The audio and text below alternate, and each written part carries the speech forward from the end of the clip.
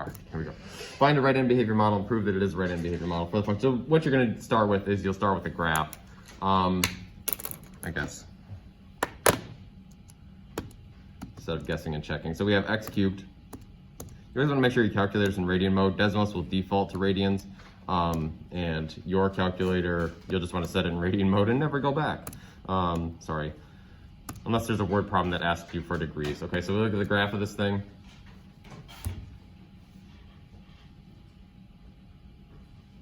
So it looks like in this one, the right end behavior and left end behavior are both going to be x cubed. So it doesn't, there's no sign at the ends going on here. Okay. So we hypothesize that it's x cubed. We think, and remember, usually we call the end behavior model g of x.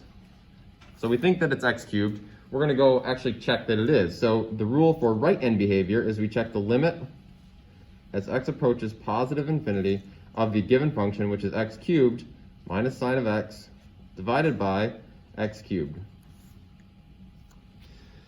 And then we do some math. So let's see if we can simplify this. This has to end up equaling 1 if it is in fact a right end behavior model. So we got limit as x approaches infinity. We have x cubed over x cubed. Oh, that's 1, that's good. Minus sine of x over x cubed. It's great. So this is going to be the limit as x approaches infinity of 1 minus sine of x over x cubed. And then now we're going to evaluate the limit. So what does this end up being? Well, 1 is going to go to 1, that's fine. Minus sine over x cubed. Well, sine is just going to bounce between -1 and 1.